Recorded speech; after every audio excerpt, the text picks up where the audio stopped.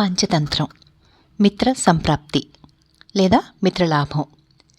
లేడిని విడిపించుకురావడానికి వెళ్ళిన కాకి ఎలుక ఎంతకీ తిరిగి రాకపోయేసరికి తాబేలు ఆరాటపడి తానే నింపాదిగా పాకుతూ తన మిత్రులున్న చోటికి బయలుదేరింది.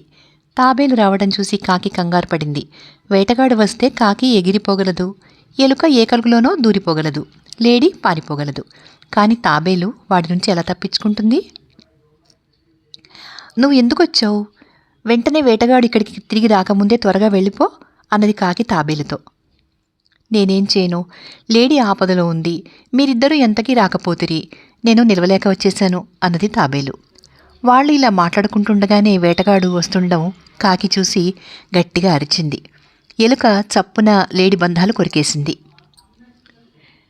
లేడి మధ్య మధ్య వెనక్కి తిరిగి చూస్తూ అతివేగంగా పారిపోయింది. కాకి చెట్టు మీదికి ఎగిరింది. ఎలుక సమీపంలో ఉన్న ఒక కలుగులో దూరింది.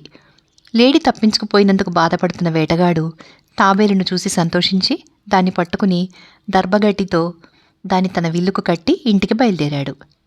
వేటగాడు తాబేలును పట్టుకుపోతూ ఉండడం చూసి ఎలుక ఎంతో విచారించింది. ఒక ఆపద తొలగింది అనుకుంటుండగా ఇంకోటి వచ్చి పడింది. తనకు ఇలా కష్టాల పరంపర ఎందుకు వస్తున్నది దానికి అర్థం కాలేదు. మొదట తన ఆస్తి అంతా పోయింది, తర్వాత స్థానభ్రష్టత్వము, మిత్రుల ఎడబాటు కలిగాయి. జీవితమే అంతా తగిలిన చోటే తగులుతుంది. ఇంతలో లేడీ కాకి తిరిగి వచ్చి జరిగిన దానికి అవి కూడా ఎంతగానో దుఃఖించాయి. ఎలుక వాటితో ఏడ్చి లాభం లేదు, మందరకం కనుచూపు మేర దాటిపోయేలోగా దాన్ని కాపాడే మార్గం ఆలోచిద్దాం అన్నది. నాకు ఆలోచన తట్టింది. వేటగాడు తన ఇంటికి వెళ్లే దారిలో ఒక చెరువు ఉంది. వాడు త్వరలో ఆ ప్రాంతాన్ని చేరుకుంటాడు. ఈలోగా లేడీ అడ్డదారిన పరిగెత్తుకుని అక్కడికి వెళ్ళి చచ్చిపోయినట్టు కదలకుండా చెరువు గట్టు మీద పడుకోవాలి. నేను ఎలుకను నా వీపు మీద ఎక్కించుకుని అక్కడికి పోయి గట్టు మీద దించి లేడీ తల మీద వాలి దాని కన్ను పొడుచుకుని తింటున్నట్టు నటిస్తాను. ఆ దృశ్యం చూసి వేటగాడు లేడీ చచ్చిందని నమ్మి తాబేలుతో సహా తన వింటిని గట్టు మీద పెట్టి లేడీ కోసం వస్తాడు. అప్పుడు ఎలుక దర్భకట్లు కొరికి తాబేలును విడిపిస్తుంది. తాబేలు చప్పున చెరువులోకి వెళ్ళిపోతుంది. వేటగాడు తన దగ్గరికి వస్తుండగానే నేను ఎగిరి చెట్టు మీదికి పోతాను, లేడి లేచి దౌడు తీసి పారిపోతుంది అని కాకి అన్నది. అద్భుతం, ఈ ఎత్తుకు తిరుగులేదు. తాబేలును మనం కాపాడినట్టే అనుకోవచ్చు, అలాగే చేద్దాం అన్నది లేడి ఉత్సాహంగా. అది అడ్డదారిన చెరువుగట్టు చేరి అక్కడ చచ్చినట్టు పడున్నది. కాకి ఎలుకను తన వీపు మీదకి మోసుకుపోయి చెరువుగట్టును దించి లేడి తల మీద వాలి దాన్ని పొడుచుకు తింటున్నట్టు నటించింది. కొద్దిసేపటికల్లా వేటగాడు అటుగా వచ్చాడు. లేడిని చూసి వాడు అది అలసి చచ్చిపోయింది అని అనుకున్నాడు. భద్రంగా కట్టి ఉన్న తాబేలు తప్పించుకుపోలేదు కనుక వాడు దాన్ని కింద పెట్టి లేడి వైపు వెళ్ళాడు. అప్పుడు ఎలుక గబగబా వచ్చి దర్పకట్లు కొరికి తాబేలును విడిపించింది. వెంటనే తాబేలు గట్టు మీద నుంచి చెరువులోకి దూకింది. వేటగాడు సమీపిస్తుండగా కాకి ఎగిరిపోయి పక్కనున్న చెట్టు మీద వాలింది. లేడి చెంగున లేచి అతివేగంగా అక్కడి నుండి పారిపోయింది. వేటగాడు హతాశుడై వెనక్కి వచ్చి తాబేలు కూడా తప్పించుకుపోయినట్టు తెలుసుకున్నాడు. ఓ విధి, ఈ పెద్ద లేడి నా ఉచ్చులో చిక్కితే దాన్ని తప్పించావు, తాబేలు నా చేతికి అందితే దాన్ని కూడా నువ్వు తప్పించుకునేటట్టు చేశావు. పెళ్ళాం పిల్లల్ని వదిలి అడవిలో తిరిగి నేను వట్టి చేతులతో వెళ్ళి వాళ్ల మొహం ఎలా చూడను అని విలపిస్తూ వేటగాడు ఇంటికి పోయాడు. వాడు పోగానే మిత్రులు ఒకదాన్నొకటి ఆప్యాయంగా కౌగిలించుకుని వెంటనే బయలుదేరి తమ స్వస్థానానికి వెళ్ళి సుఖంగా జీవించాయి. దీంతో పంచతంత్రంలోని రెండో భాగమైన మిత్ర సంప్రాప్తి లేదా మిత్రలాభం అయిపోయింది. ఇప్పుడు పంచతంత్రంలో మనం మూడో భాగానికి వద్దాం. గాగోలోకీయం దాని పేరు. విష్ణుశర్మ రాజకుమారులతో ఇలా అన్నాడు: శత్రువు మిత్రుడుగా నటించినప్పటికీ అతన్ని ఎన్నడూ నమ్మవద్దు. అలాంటి కపటమిత్రుడి సహాయంతో కాకులు గుడ్లగూబల ఇల్లు కాల్చేశాయి. అదెలాగా అని రాజకుమారులు అడిగారు. విష్ణుశర్మ వారికి కాకోలూకియం కథ చెప్పాడు. దక్షిణ దేశంలో ఒక పెద్ద అరణ్యంలో అసంఖ్యాకమైన శాఖలు కలిగి అంతులేని ఊడలు దిగిన మహా వటవృక్షం ఉండేది. దానిమీద మేఘవర్ణం అనే కాకరాజు తన కాకి బలగంతో నివసిస్తూ ఉండేది. అక్కడికి ఒక కోసు దూరాన ఒక కొండ చర్యలోని గుహలో అరిమర్దనం అనే గుడ్లగూబరాజు తన అనుచరులతో నివసించేది. దానికి కాకిరాజుతోనూ కాకులతోనూ బద్ధవైరం ఉండేది. గుడ్లగూబరాజు దాని అనుచరులు ఎక్కడ కనిపిస్తే అక్కడ కాకులను చంపేస్తూ ఉండేవి. ఆ కారణంగా వటవృక్షం చుట్టూ ప్రతిరోజు కొన్ని కాకులు చచ్చిపడి ఉండేవి. ఒకనాడు కాకిరాజు తన మంత్రులతోనూ సలహాదారులతోనూ ఇలా అన్నది. పెద్దలారా, రాత్రివేళ మనం నిద్రలో ఉండి చూడడానికైనా శక్తి లేని అసహాయ స్థితిలో ఉన్నప్పుడు మన శత్రువులు మనకు చాలా నష్టం కలిగిస్తున్న సంగతి మీరు ఎరిగినదే. పట్టపగలు గుడ్లగుబ్బలు చూడలేవు అన్నమాట నిజమే, కానీ ఆ సమయంలో అవి తమ పర్వత గుహలో భద్రంగా ఉంటాయి. ఆ గుహను మనం పట్టలేము సరిగదా, అది ఎక్కడ ఉన్నది కనిపెట్టను కూడా లేము. శత్రువును వ్యాధిని పెరగనివ్వడం ప్రాణహాని అంటారు. కనుక మనం బతికి బాగుపడాలంటే ఈ తీవ్ర సమస్యను ఎదుర్కోవాలి. అపాయాన్ని ఎదుర్కోవడానికి 6 మార్గాలు: శత్రువుతో రాజీ పడటము, శత్రువుతో యుద్ధం చేయడము, మన స్థావరాన్ని మార్చడము, ఉన్న స్థావరాన్ని బలపరచడము, బలవంతులైన మిత్రులను సంపాదించటము, యుక్తి చేత గాని వంచన చేత గాని కార్యసిద్ధి పొందటము. మనం ఏ పద్ధతి అవలంబించాలో నిర్ణయించడానికి రహస్య సమాలోచన ఏర్పాటు చేస్తున్నాను. ఇలా అని కాకిరాజు ఉజ్జీవి, సంజీవి, అనుజీవి, ప్రజ్జీవి, చిరంజీవి అనే తన మంత్రులతోనూ, స్థిరజీవి అనే వృద్ధ సలహాదారుతోనూ రహస్య సమాలోచన జరిపింది. అది ఒక్కొక్క మంత్రి అభిప్రాయాన్ని అడిగింది. రాజా, శత్రువు బలాఢ్యుడు. మనకు అతనితో యుద్ధం సాధ్యం కాదు. మనకు బలం చేకూరేదాకా మనం శత్రువుకు తలవంచాలి. ప్రాణాపాయ స్థితిలో బలవంతులతోనూ దుర్మార్గులతోనూ సైతం శాంతి నిరపాలి. ప్రాణం ఉంటేనే ఆశ అనేది ఉండేది. యుద్ధం జూదం లాంటిది. గత్యంతరం లేకపోతేనే యుద్ధానికి దిగాలి. సాధ్యమైనంత అనుకూల నిబంధనలతో శాంతి చేసుకోవాలి అనేది నా ఉద్దేశం అన్నది ఉజ్జీవి. నీతికి నిలవని క్రూర శత్రువుతో శాంతి నిరిపే సమస్య ఉండదు. ఒప్పందాలకు గుడ్లగూబలు కట్టుపడవు. మనను నాశనం చేయడానికే ఒప్పందాలను అవి ఉపయోగించుకుంటాయి. యుద్ధమే నా మతం. మన పైకి ఒంటికాలి మీద వచ్చే శత్రువుతో యుద్ధం దాటవేయడం అంటే ఆత్మనాశనం కోరి తెచ్చుకోవడమే అన్నది సంజీవి. శత్రువు పాపి, బలవంతుడు, ద్రోహి. అందుచేత మనకు యుద్ధము వద్దు, శాంతి వద్దు, స్థావరం మార్చుకుందాం. గుడ్లగూబలకు ఇంత సమీపంగా ఉండడం అపాయకరం. మనం ఈ స్థావరాన్ని విడిచి వెళ్ళడం పలాయనం అనుకునే పని లేదు. మనం మళ్ళీ తిరిగి వస్తాం అన్నది అనుజీవి. స్వస్థలాన్ని విడవడం నాకు సమ్మతం కాదు. అదే బలం. మొసలి నీటిలో ఉండి ఏనుగును జయించగలదు, కానీ బయటికి వచ్చి కుక్కను కూడా ఎదిరించలేదు. మనం ఈ చోటు వదిలిపోతే తిరిగి రావడం కల్లా. మనకు ఐకమత్యం ఉంటే మనని ఎవ్వరూ జయించలేరు అన్నది ప్రజ్జీవి. మనకు కావాల్సింది బలవంతుల మైత్రి. మిత్రుల అండ కొరడం తప్పు కాదు. అన్నిటినీ నాశనం చేయగల నిప్పు కూడా గాలి సహాయం వద్దనదు. అయితే మనం మన స్థావరాన్ని అంటిపెట్టుకుంటేనే కానీ ఇతరుల మైత్రి మనకు లభించదు. మన బలం చూసిన మీదటనే ఇతరులు సహాయపడతారు. కార్చిచ్చుకు సహాయపడే గాలి అల్పమైన మంటలను ఆర్పేస్తుంది కదా అన్నది చిరంజీవి. ఇలా మంత్రులు తమ తమ అభిప్రాయాలు చెప్పిన మీదట కాకిరాజు మేఘవర్ణం స్థిరజీవితో ఇలా అంది. మహాశయ, వృద్ధుడివి, ప్రాజ్ఞుడివి. మంత్రులు తమ అభిప్రాయాలు చెప్పారు. అవి విన్న మీదట నీ అభిప్రాయం ఏంటో చెప్పు అన్నది. కాకిరాజు మేఘవర్ణం ఐదుగురు మంత్రుల అభిప్రాయాలను గురించి తన అభిప్రాయం అడిగిన మీదట వృద్ధ జ్ఞాని అయిన స్థిరజీవి ఇలా అంది. నాయనా, ఇప్పుడు మనం విన్న 5 అభిప్రాయాలు సుప్రసిద్ధ రాజనీతి గ్రంథాల నుంచి ఏకరువు పెట్టినవే. పరిస్థితులు మరో విధంగా ఉంటే అవి మంచి సలహాలు కూడా కావచ్చు. కానీ ఇప్పుడున్న పరిస్థితిలో శత్రువులు బలవంతులు కావడం చేత నయనీతి కానీ నయవంచన కానీ అవసరం. మిగిలిన 5 ఉపాయాల ద్వారా లభించని విజయం వీటి ద్వారా కలుగుతుంది. శత్రు స్థావరం మీద నిఘా ఉంచి ఒక వ్యక్తిని బలి కావడానికి ఒప్పించినట్లయితే శత్రువును నాశనం చేయగలం.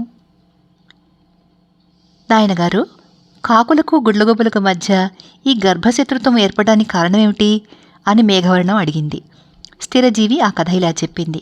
ఒకప్పుడు హంసలు, కొంగలు, కోయిలలు, నెమళ్ళు, పావురాలు, గద్దలు మొదలైన అడవి పక్షులు సమావేశమై ఇలా అనుకున్నాయి. గరుత్మంతుడు మనకు రాజు. అయినా అతని కాలమంతా నారాయణుడి సేవలోనే గడుస్తోంది. అలాంటి రాజు వల్ల ఏం లాభం? మనని ఉచ్చులు వేసి పట్టుకున్నా చంపుతున్నా కాపాడడు. ప్రజల భీతిని పారదోలి కాపాడని రాజు మృత్యుతో సమానం. అందుచేత మనం మరొక పక్షుల రాజును ఎన్నుకుందాం. అన్ని పక్షుల్లోకి హుందాగా కనిపించిన గుడ్లగూబను పక్షులు తమ రాజుగా ఎన్నుకుందాం అనుకున్నాయి. గుడ్లగూబ పట్టాభిషేకానికి కావలసినంత సరంజామా అంతా సేకరించబడింది. పవిత్ర నదుల జలాలన్నీ వచ్చాయి.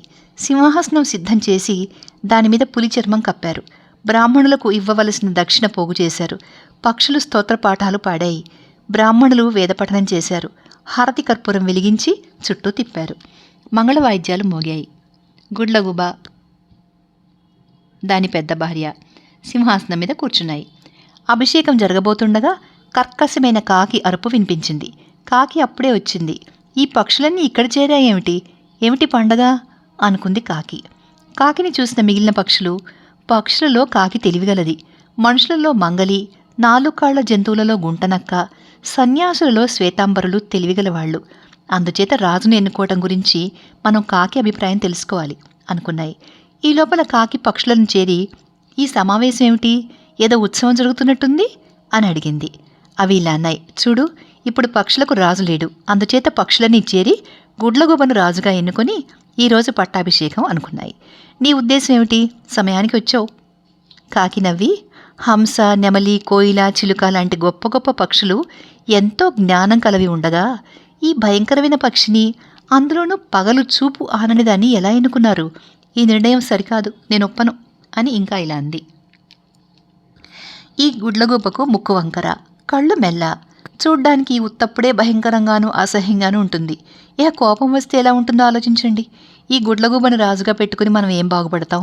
ఒకవేళ ఈ గుడ్లగూబలో అన్ని మంచి లక్షణాలు ఉన్నాయే అనుకున్నా, మనకు గరుత్మంతుడు రాజుగా ఉండగా ఇంకో రాజుతో ఏం పని? ఒక రాజు ఉండగా ఇంకో రాజును ఎన్నడూ ఎన్నుకోరాదు.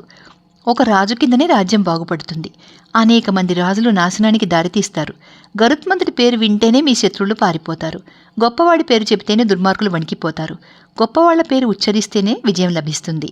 వెనకటికి కుందేళ్లు చందమామను తమ రాజుగా ప్రకటించి సుఖపడ్డాయి కావా? ఏమిటా కథ అని పక్షులు కాకిని అడిగాయి. కాకి వాటికి చంద్ర సరస్సు కథ ఇలా చెప్పింది. ఒకానొక అరణ్యంలో చతుర్దంతం అనే గొప్ప ఏనుగుల రాజు ఉండేది. దాన్ని ఆశ్రయించుకుని అనేక ఏనుగులుండేవి. చతుర్దంతం తన అనుచరులను చక్కగా కాపాడేది. ఇలా ఉండగా 12 ఏళ్ల క్షామం వచ్చింది. గుంటలు, చెరువులు, సరస్సులు అన్నీ ఎండిపోయాయి. అప్పుడు ఏనుగులు తమ రాజుతో, స్వామి, దాహానికి తట్టుకోలేక పిల్ల ఏనుగులు చచ్చిపోతున్నాయి. దయచేసి మా దాహం తీరేలాగా ఎక్కడైనా జలాశయం ఉంటే చూడు అన్నాయి. చతుర్దంతం వేగంగా పరిగెత్తగల ఏనుగులను అష్టదిక్కులకు పంపి నీరు ఎక్కడ ఉంది చూసి రమ్మంది. తూర్పుగా వెళ్ళిన ఏనుగులకు చంద్ర సరస్సు కనపడింది.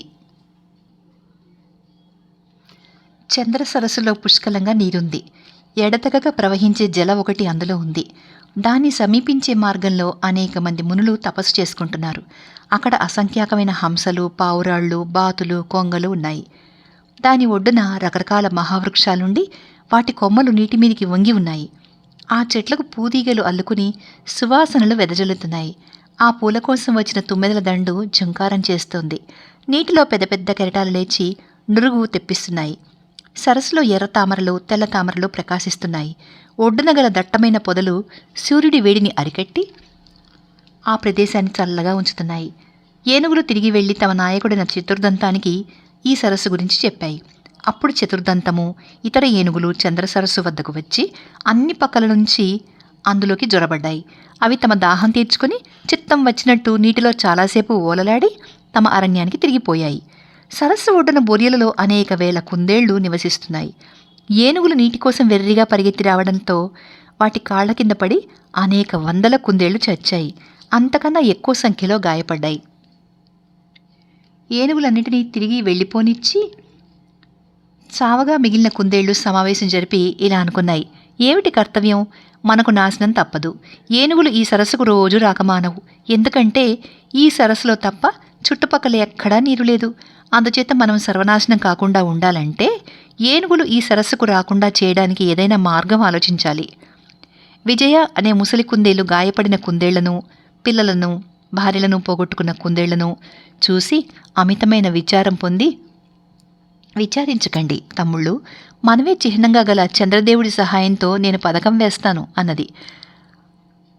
ఆ మాట విని కుందేళ్లరాజు శిలీముఖం ఇలా అంది, విజయ, నువ్వు న్యాయసూత్రాలు తెలిసిన సమయజ్ఞుడివి. వెళ్ళిరా, ఏం చేస్తావో అదంతా నీకే వదులుతున్నాను. నువ్వు మాత్రం కార్యం సాధించుకురా. విజయ మర్నాడు సాయంత్రం కష్టసాధ్యమైన కార్యభారం మీద వేసుకుని బయలుదేరింది. దానికి దారిలో చతుర్దంతము, ఇతర ఏనుగులు సరస్సుకు వస్తూ ఎదురుపడ్డాయి. ఏనుగులు నల్ల మబ్బుల్లాగానూ వాటి ఘీంకారాలు ఉరుముల్లాగానూ ఉన్నాయి. వాటిని చూసి విజయ, వీటి మధ్యకు వెళ్ళడం ప్రమాదం. నేను నజ్జు కావడానికి వాటి స్పర్శే చాలు అనుకుని ఒక ఎత్తైన కొండరాయి మీదకెక్కి, ఏనుగుల రాజా క్షేమమా అని చతుర్దంతాన్ని అడిగింది. విజయను చతుర్దంతం అతి కష్టం మీద పొడగని ఎవరు నువ్వు అని అడిగింది. నేను రాయబారిని అంది విజయ. నిన్నెవరు పంపారు అని చతుర్దంతం అడిగింది. చంద్రదేవుడు అన్నది విజయ తొణక్కుండా. ఎందుకు పంపాడు అని ఏనుగు అడిగింది. దూతను అవమానించరాదు అని తమకు తెలుసు. నేను నా ఏలిక చెప్పమన్న మాటలే చెబుతాను. చంద్రదేవుడు ఇలా చెప్పమన్నాడు. చంద్ర సరస్సు నాది అని ప్రపంచమంతా ఎరుగును. మీరు అక్రమంగా వచ్చి దాని పవిత్రతను పాడు చేశారు. అంతేకాక శశాంకుడినైన నాకు చిహ్నంగా ఉండే కుందేళ్లను, చాలా వాటిని సరస్సు ఒడ్డును తొక్కి చంపారు. ఇన్ని మాటలెందుకు? మీరు నా సరస్సు జోలికి, నా కుందేళ్ల జోలికి రావడం మానకపోయారో మీకు ఘోరమైన విపత్తు కలుగుతుంది. నా దయవల్ల నేను ప్రసరించే వెన్నెలలో మీరు నా అరణ్యంలో స్వేచ్ఛగా మసలగలుగుతున్నారు. మీరు నా సరస్సు జోలికి మళ్ళీ వచ్చారంటే నా చల్లని కిరణాలను ఉపసంహరించి మీకు వేడి పుట్టించి నెత్తురుగడ్డలు లేచి భయంకరంగా చచ్చెట్టు చేస్తాను. ఈ సందేశం విని చతుర్దంతం చాలా భయపడి విజయతో, మిత్రమా, నేను చంద్రదేవుడికి చాలా అపచారం చేశాను. నన్ను ఆయన దగ్గరికి తీసుకుపోతే క్షమాపణ చెప్పుకుంటాను అన్నది. విజయ చతుర్దంతాన్ని చంద్ర సరస్సుకు తీసుకుపోయి సరస్సులో ప్రతిబింబించిన చంద్రుణ్ణి, నక్షత్రాలను చూపింది. ఏనుగు తన దంతంతో నీరు తీసుకుని మీద పోసుకుంది. నీటి కదలిక వల్ల అందులో 1000 చంద్రబింబాలు ఏర్పడ్డాయి. ఏనుగు విజయను చంద్రదేవుడికి తన మీద ఎందుకు కోపం వచ్చింది అని అడిగింది. నువ్వు నీటిని తాకినందుకు అని విజయ చెప్పింది. ఏనుగు హడలిపోయి చంద్రబింబానికి సాష్టాంగపడి ఇంకా ఎన్నడూ ఇక్కడికి రాను అని క్షమాపణ చెప్పుకుని అక్కడి నుంచి వెళ్ళిపోయింది. తర్వాత ఏం జరిగిందో నెక్స్ట్ వీడియోలో చూద్దాం.